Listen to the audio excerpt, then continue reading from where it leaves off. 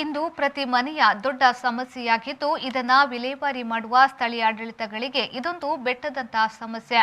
ಕಸ ವಿಲೇವಾರಿ ಮಾಡಲು ಸಮರ್ಪಕ ಜಾಗದ ಸಮಸ್ಯೆ ಒಂದೆಡೆಯಾದರೆ ಇನ್ನೊಂದೆಡೆ ಕಸ ಡಂಪ್ ಮಾಡುವ ಜಾಗದಲ್ಲಿ ಸ್ಥಳೀಯ ಜನರ ವಿರೋಧ ಸ್ಥಳೀಯ ಆಡಳಿತಗಳಿಗೆ ದೊಡ್ಡ ಸವಾಲಾಗಿಯೂ ಪರಿಣಮಿಸಿದೆ.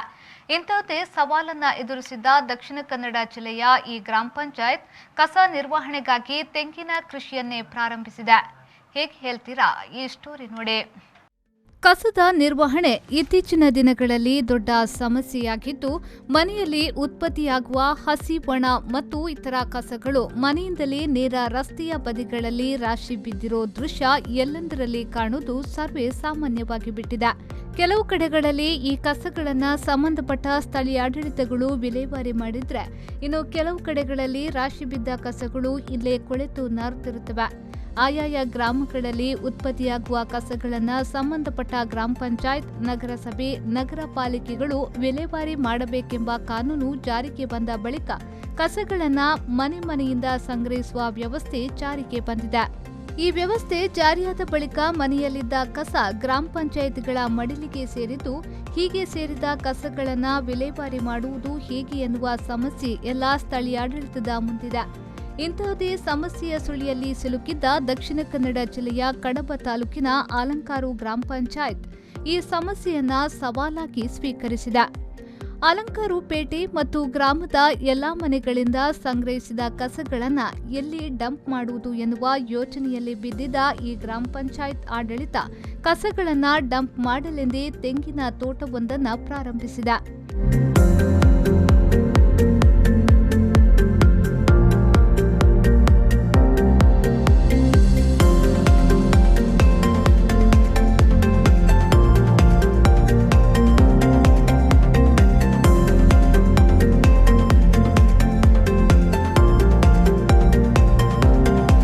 ಗ್ರಾಮಗಳಲ್ಲಿ ಸಂಗ್ರಹಿಸಿದ ಒಣ ಹಾಗೂ ಹಸಿ ಕಸವನ್ನು ವಿಂಗಡಿಸಿ ಭೂಮಿಯಲ್ಲಿ ಕರಗುವ ಕಸಗಳನ್ನೆಲ್ಲ ತೆಂಗಿನ ತೋಟದ ಬುಡಗಳಿಗೆ ಹಾಕುವ ವ್ಯವಸ್ಥೆ ಮಾಡಿರುವ ಗ್ರಾಮ ಪಂಚಾಯತ್ ಇದೀಗ ಎಷ್ಟೇ ಕಸ ಸಂಗ್ರಹವಾದರೂ ನಿರ್ವಹಿಸಬಹುದು ಎನ್ನುವ ವಿಶ್ವಾಸವಿದೆ.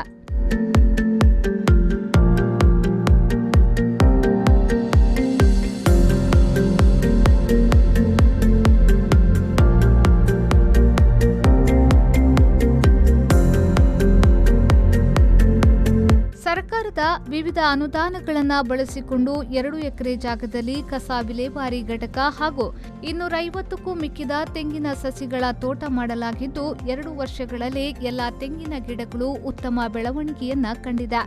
ಕಸ ನಿರ್ವಹಣೆಯ ಜೊತೆಗೆ ಮುಂದಿನ 2 ವರ್ಷಗಳ ಬಳಿಕ ಈ ತೆಂಗಿನ ಸಸಿಗಳಿಂದ ಗ್ರಾಮ ಪಂಚಾಯತಿಗೆ ಆದಾಯವೂ ಬರುವ ನಿರೀಕ್ಷೆಯೂ ಹೆಚ್ಚಾಗಿದೆ. ಈಗ ಅಲಂಕಾರ ಗ್ರಾಮ ಪಂಚಾಯತಿಯಲ್ಲಿ ನಾವು ತ್ಯಾಜ್ಯ ನಿರ್ವಹಣೆ ಮಾಡಲಿಕ್ಕೆ ಅಂತ ನಾವು ತುಂಬ ಕಷ್ಟ ಇತ್ತು.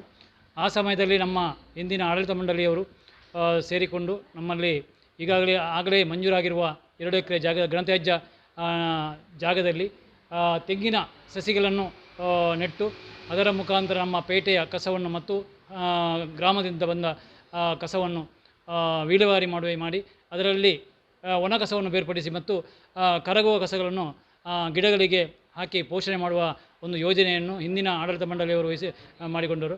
ನಂತರ ನಾವು ಅದನ್ನು ಮುಂದುವರಿಸಿ ಈಗ ಅದಕ್ಕೆ ನಾವು ಸಂಜೀವಿನಿ ಒಕ್ಕೂಟದ ಮುಖಾಂತರ ಪ್ರಕೃತ ಅದನ್ನು ನಾವು ನಿರ್ವಹಣೆ ಮಾಡ್ತಾ ಇದ್ದೇವೆ. ಈಗ ಒಳ್ಳೆಯ ರೀತಿಯಲ್ಲಿ ನಮ್ಮ ಇಲ್ಲಿ ತ್ಯಾಜ್ಯ ನಿರ್ವಹಣೆ ಆಗ್ತಾ ಉಂಟು ಮತ್ತು ನಮಗೆ ಒಂದು ಆದಾಯ ತರುವಂತಹ ಒಂದು ಅಸೆಟ್ ಆಗಿ ಮಾರ್ಪಟ್ಟಿದೆ. ಅಲಂಕಾರು ಗ್ರಾಮ ಪಂಚಾಯತ್ನ ಈ ಹಿಂದಿನ ಆಡಳಿತ ಮಂಡಳಿ ಈ ಯೋಜನೆಯನ್ನ ಜಾರಿಗೆ ತಂದಿದ್ರೂ ಈಗಿನ ಹೊಸ ಆಡಳಿತ ಮಂಡಳಿಯು ಈ ತೋಟಗಳಿಗೆ ನಿರ್ವಹಣೆಯನ್ನ ಉತ್ತಮವಾಗಿ ಮಾಡುತ್ತಿದೆ. ಮಣ್ಣಲ್ಲಿ ಕರಗುವ ಎಲ್ಲಾ ರೀತಿಯ ಕಸಗಳು ತೆಂಗಿನ ಸಸಿಗಳ ಬುಡದಲ್ಲಿದ್ದು, ತೋಟಕ್ಕೆ ಬೇಕಾಗುವ ನೀರಿನ ವ್ಯವಸ್ಥೆಯನ್ನ ಬೋರ್ವೆಲ್ ಮೂಲಕ ಕಲ್ಪಿಸಲಾಗಿದೆ. ಅಲ್ಲದೆ ತೆಂಗಿನ ಸಸಿಗಳಿಗೆ ಹಾಕಿ ಉಳಿದ ಕಸಗಳನ್ನು ತೊಟ್ಟಿಯಲ್ಲಿ ಸಂಗ್ರಹಿಸಿ ಎರೆಹುಳು ಗೊಬ್ಬರ ಘಟಕವನ್ನು ಪ್ರಾರಂಭಿಸಲಾಗಿದೆ. ತೋಟದ ತುಂಬ ಇಂಗು ಗುಂಡಿಗಳನ್ನು ಮಾಡಲಾಗಿದ್ದು, ಮಳೆಗಾಲದ ನೀರು ಭೂಮಿಯಲ್ಲಿ ಇಂಗಿಸುವ ಯೋಜನೆಯನ್ನ ಹಾಕಿಕೊಳ್ಳಲಾಗಿದೆ. ತೆಂಗು ಸಸಿಗಳ ಜೊತೆಗೆ ಮಲ್ಲಿಗೆ ಗಿಡಗಳನ್ನು ಬೆಳೆಸುವ ಮೂಲಕ ಕಸದಲ್ಲೇ ರಸವನ್ನು ತೆಗೆಯುವ ಮೂಲಕ ಈ ಪಂಚಾಯತ್ ಯಶಸ್ಸಿನ ಹಾದಿಯಲ್ಲಿದೆ. ನಮ್ಮ ಅವಧಿಯಲ್ಲಿ ಒಂದು ಕೃಷಿ ಆಗಬೇಕು, ಪಂಚಾಯತಿಗೆ ಲಾಭಾಂಶದ ದೃಷ್ಟಿಯಲ್ಲಿ ನಾವು ತೆಂಗಿನ ಸಸಿಯನ್ನು ಆ ಒಂದು ಯೋಜನೆಯಲ್ಲಿ ನೆಟ್ಟೆವು. ಮತ್ತು ಈ ಕಸ ವಿಲೇವಾರಿಗೆ ಸರಿಯಾದ ಜಾಗ ಇರಲಿಲ್ಲ. ಆಗ ಆ ಜಾಗವನ್ನು ಗುರುತಿಸಿ ಹಸಿ ಕಸ ಒಣ ಕಸ ಅಂತ ಬೇರ್ಪಡಿಸಿ ಕಸವನ್ನು ತೆಂಗಿನ ಬುಡಕ್ಕೆ ಹಾಕುವಂಥ ಯೋಜನೆಗಳನ್ನು ಇಟ್ಟುಕೊಂಡೆವು. ಮತ್ತು ಒಣ ಕಸವನ್ನು ಬೇರ್ಪಡಿಸಿ ಬೇರೆ ಜಾಗದಲ್ಲಿ ಇಟ್ಟು ಆ ಮುಖಾಂತರ ನಾವು ಪಂಚಾಯಿತಿಯಲ್ಲಿ ಸ್ವಚ್ಛ ಗ್ರಾಮ ಆಗಬೇಕು ಅನ್ನೋ ದೃಷ್ಟಿಯಲ್ಲಿ ಆ ಆಡಳಿತ ಇರುವಾಗ ನಮ್ಮ ಅವಧಿಯಲ್ಲಿ ನಮ್ಮ ಎಲ್ಲ ಸದಸ್ಯರು ಬೆಂಬಲ ಕೊಟ್ಟು ಆ ಯೋಜನೆಗಳು ತಂದೆವು. ಈಗ ಸುಮಾರು ಒಂದು 200 ತೆಂಗಿನ ಗಿಡವನ್ನು ನೆಟ್ಟಿದ್ದೇವೆ. ಆ ಗಿಡದಲ್ಲಿ ಸಾಧಾರಣ 2 ವರ್ಷ ಭಾಳ ಚಂದವಾಗಿ ಬೆಳೆದಿರ್ತದೆ. ಈಗಿನ ಅವಧಿ ಅದಕ್ಕೆ ಬೇಕಾದಂಥ ವ್ಯವಸ್ಥೆಯನ್ನು ಮಾಡಿಕೊಂಡಿದ್ದಾರೆ. ಹಾಗೆ ಉತ್ತಮವಾಗಿ ಬೆಳೆದಿದೆ. ಪಂಚಾಯಿತಿ ಅಭಿವೃದ್ಧಿ ಅಧಿಕಾರಿ ಮತ್ತು ಕಾರ್ಯದರ್ಶಿ ಅವರು, ಪಂಚಾಯತಿ ಇವರು ಸದಸ್ಯರೆಲ್ಲ ಸೇರಿಕೊಂಡು ಈಗ ಒಳ್ಳೆಯ ಕೆಲಸ ಮಾಡ್ತಿದ್ದಾರೆ. ಕಸದ ಸಮಸ್ಯೆ ಮುಂದಿನ ದಿನಗಳಲ್ಲಿ ಹೆಚ್ಚಾಗಲಿದ್ದು ಈ ಸಮಸ್ಯೆಯನ್ನ ಈಗಲೇ ಎದುರಿಸಲು ಅಣಿಯಾಗಬೇಕಿದೆ. ಈ ನಿಟ್ಟಿನಲ್ಲಿ ಅಲಂಕಾರು ಗ್ರಾಮ ಪಂಚಾಯತ್ ಯೋಜನೆ ಶ್ಲಾಘನೀಯವೂ ಆಗಿದೆ.